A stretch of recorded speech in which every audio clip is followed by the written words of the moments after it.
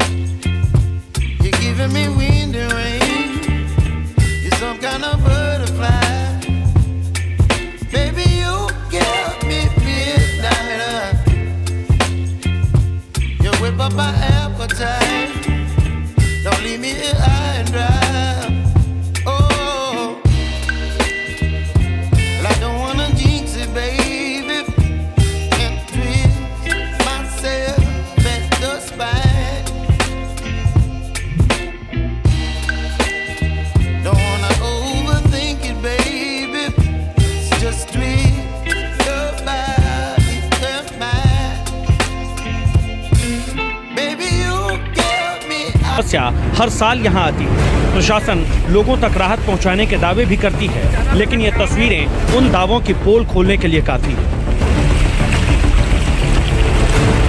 लगातार शासन अपनी स्कीम्स के माध्यम से चीज़ों को कर रही है।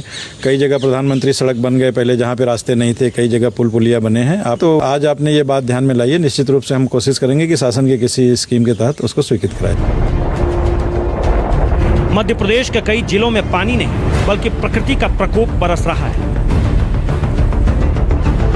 कई जिले और गांव जलमग्न हो गए हैं। इंसान तो क्या देवी देवता भी पानी में समा गए हैं। बाढ़ और बारिश के इस कोहराम का जायजा लिया न्यूज़ 24 के संवाददाता विपिन श्रीवास्तव ने, जो विदिशा में बेतवा नदी के प्रलय को करीब से देखने पहुंचे।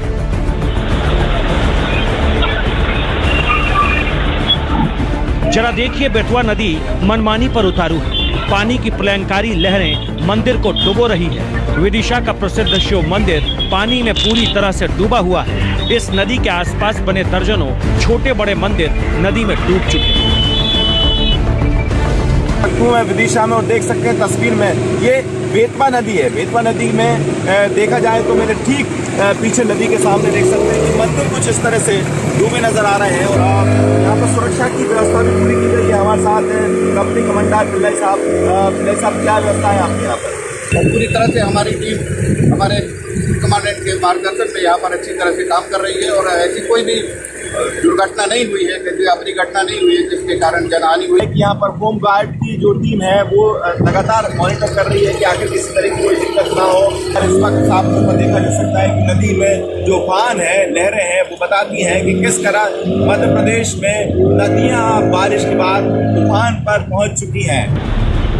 मंदिरों के आसपास इतना पानी जमा है कि यहाँ आने जाने का सहारा अब सिर्फ बोट ही बचा है। एनडीआरएफ की टीमें बोट के सहारे लोगों का रेस्क्यू कर रही हैं। विदिशा की एक और तस्वीर देखिए, जहां तेज रफ्तार से बहती है मौत की लहरें। यहां भगवान शिव का मंदिर पूरी तरह से विकराल रूप लिए हुए बेतवा नदी के बीच डूबा जा रहा है। लगातार हो रही बारिश से पानी ने यहां रौद्र रूप ले लिया है। पानी की धार इतनी तेज है कि तेज बहाव के साथ मंदिर को बहाने पर आमादा है।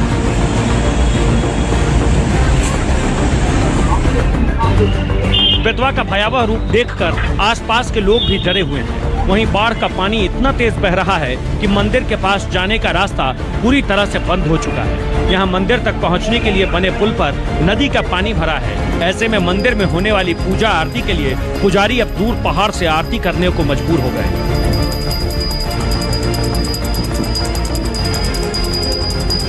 भगवान सिर्फ ऐसे हैं कि एक लोटा जल से ही प्रसन्न हो जाते हैं। आज तो आप देख रहे हैं कि स्वतः ही भगवान का अभिषेक हो रहा है। कितने मंदिर यहाँ पर आप लगभग बारिश में यहाँ पर बेतवा नदी में डूबे हैं? आसपास के तट के तो सारे मंदिर ही डूबे हुए हैं और वैत्रवती कलऊ गंगा है, ये पद्म पुराण में वर्णित है। आज भी लोग आग यहाँ से जल बाहर लेके जाते हैं, जैसे अपन बाहर से यहाँ लाते हैं, तो यहाँ से भी लोग आग बाहर जल लेके जाते हैं।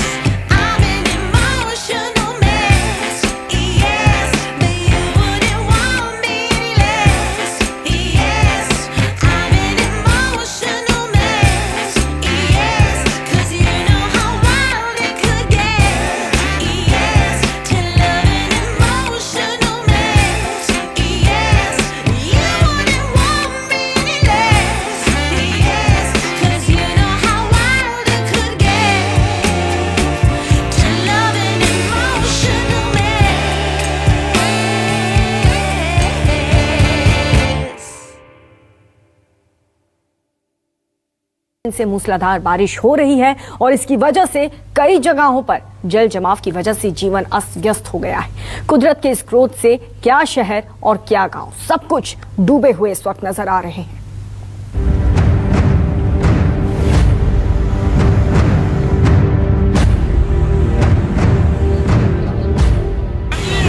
कुदरत का क्रोध गुजरात पर भी फूटा है। मॉनसून की भारी बारिश ने राज्य के कई इलाकों को जलमग्न कर दिया है। सड़कें सैलाब में डूबी हैं, घर, मकान, दुकान, दफ्तर सब पानी में डूबा हुआ है। कई इलाकों के गांवों में मंजर काफी भयानक है। इन गांवों का जायजा लिया हमारे संवाददाता भूपेंद्र सिंह ने, जो सबसे पहले पहुंचे सुरेंद्र नगर। सुरेंद्र नगर के नानी काष्ठी गांव का हाल देखिए। हर तरफ आपको पानी ही पानी नजर आएगा। रात में हुई मूसलाधार बारिश ने कई रास्ते बंद कर दिए हैं। खास करके इसका सबसे ज्यादा असर सौराष्ट्र पर हुआ है। 487 सड़कें जो है इस समय बारिश की वजह से बंद हो गई हैं, यातायात बाधित हो गया है, जिसमें 2 जो है वो नेशनल हाईवे है और 90 के आसपास स्टेट हाईवेज हैं। और अंदरूनी सड़कें जो हैं वो तो कई ऐसी सड़कें हैं। इस समय ऐसी एक सड़क पर मैं खड़ा हूँ जहाँ पर आप देख सकते हैं कि मेरे घुटनों तक पानी है और ये पानी पीछे से आ रहा है। आपको अगर मैं दिखाई दूं उसका स्रोत, तो यहाँ पर आप देख रहे हैं तमाम ग्रामीण जो हमारे साथ में मौजूद हैं, इनसे मैं बात करने की कोशिश करता हूँ। आपका नाम क्या है? प्रभु भाई। प्रभु भाई, ये पानी कहाँ से आता है और इसकी वजह से आपको कितनी परेशानी होती है? वो कैनाल है ऊपरवास में, वहाँ से आ रहा है और इसे से हमारे गांव की जो खेत की पैदाश है वो बर्बाद हो रही है और ये सीधा गांव में ही घुस के जा रहा है। जितनी दूर नजर जाएगी पानी है। हालात ऐसे हैं कि गांव में नाव चलने लगी है। शहर से संपर्क टूट चुका है, लोगों के घरों में पानी भरा है। ऐसे में यहां आने जाने के लिए अब नाव ही सहारा बचा है। मैं इस समय सुरेंद्र नगर जिले के नानी कठेती गांव में हूं और ये गांव पूरी तरह से जलमग्न हो चुका है। घर जो है वो कई फीट तक पानी में डूबे हुए हैं और लोगों के पास कोई आसरा नहीं है कि वो इन घरों से पैदल चलकर जा सके। ये पूरा 15,000 की बस्ती वाला गांव है और इस गांव में जगह जगह आप अगर देखेंगे तो घरों में अनाज बर्बाद हो चुका है, उनका सामान बर्बाद हो चुका है। लोग जो है इतनी विकट परिस्थिति में है कि उनके पास अब इस परेशानी का कोई हल जो है वो नहीं दिखाई दे रहा है।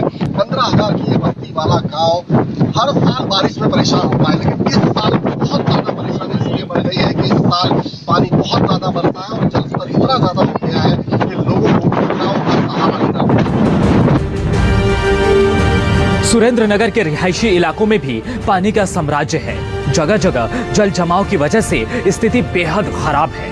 यहाँ के एक अस्पताल में घुटनों तक पानी भरा है। ऐसे में यहाँ के कर्मचारियों और मरीजों को भारी दिक्कतें हो रही हैं। पानी की वजह से वो अस्पताल के अंदर दाखिल नहीं हो सकते। ऐसे में पूरा अस्पताल खाली पड़ा है। समय एक अस्पताल में मौजूद हूँ। यहाँ पर आपको अंदर लिए चलता हूँ और दिखाने की कोशिश करता हूँ कि यहाँ पर किस तरह का नज़ारा है। आप देख सकते हैं कि किस तरह से जो बैठने की बेंच है वो पूरी तरह से जमीन के अंदर गई हुई है। एम्बुलेंस जो है वो भी पानी के अंदर खड़ी है। पूरा इलाका जो है वो पानी से भरा हुआ। जिस तरह के हालात है, ये सड़क पर बिल्डिंग है। गाँव के जो निचले इलाके हैं वहाँ तो मकान पूरी तरह से पानी में चले गए हैं। सुरेंद्र नगर के भोगावा नदी का पानी खतरे के निशान को पार कर गया है। ऐसे में बाढ़ के पानी में सेल्फी लेना दो युवकों पर भारी पड़ा। ये दोनों युवक पानी की तेज धार में बह निकले, जिसके बाद रेस्क्यू ऑपरेशन कर एक युवक को बचा लिया गया, लेकिन दूसरे युवक की तलाश अभी जारी है। गुजरात के सूरत में भी बाढ़ बारिश ने शहर की सूरत पूरी तरह से बिगाड़ दी है। सूरत के निचले इलाकों में जगह जगह पानी भरा है। सड़कें पानी से लबालब हैं, जिसमें कई गाड़ियां पूरी तरह से डूब गई हैं। लोगों के घरों में पानी घुस गया है। हालांकि सूरत कॉरपोरेशन की टीम राहत और बचाव कार्य में लगी हुई है, लेकिन लोगों का हाल यहां भी बेहाल है। जूनागढ़ का भी बारिश के कारण हाल बेहाल है। बांध का ये पानी हाहाकारी हो चला है। पानी की ये धार और रफ्तार देख किसी के भी रोंगटे खड़े हो जाएंगे। बांध का पानी तेजी से इलाकों में फैल रहा है। फसलें तबाह हो रही हैं, किसान बेबस हैं। गुजरात के मोरबी में भी बाढ़ से बुरा हाल है। डैम से गिरते पानी की आवाज लोगों के बदन में सिहरन पैदा कर रही है।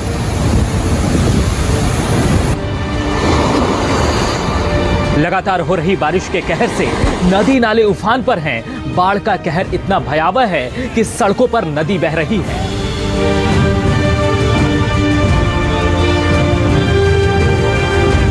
सड़क पर सैलाब की तस्वीरें इतनी हाहाकारी है कि लोग अपनी जान जोखिम में डाल सड़क को पार कर रहे हैं। पानी की धार इतनी तेज है कि हर चीज को बहा ले जाने को आमादा है।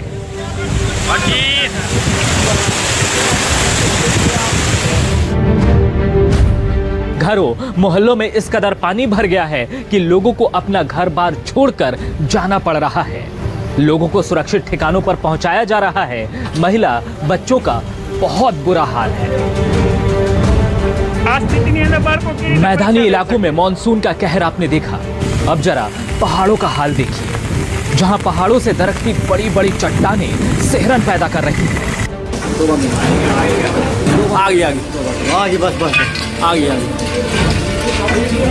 ये पहाड़ों का ये रौद्र रूप है, जहां से लगातार पत्थर गिर रहे हैं।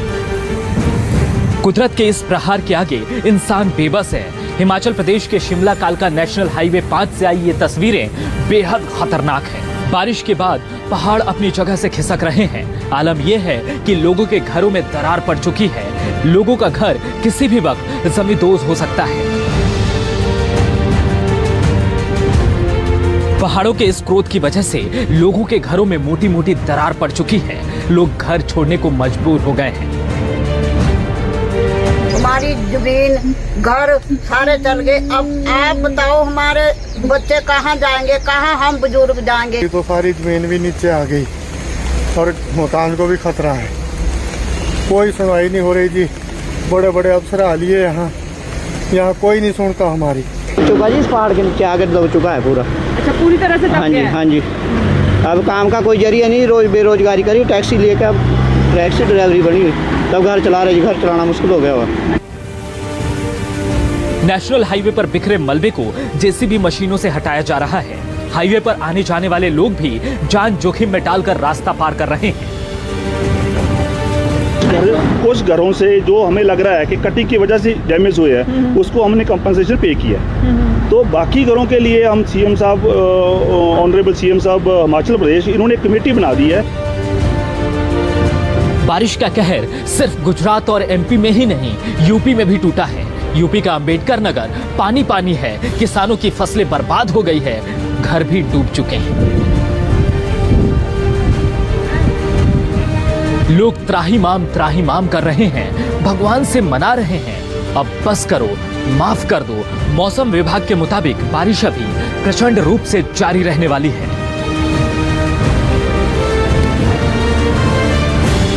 सुरेंद्र नगर से भूपेंद्र सिंह और शिमला से राजेश शर्मा के साथ ब्यूरो रिपोर्ट, न्यूज़ 24।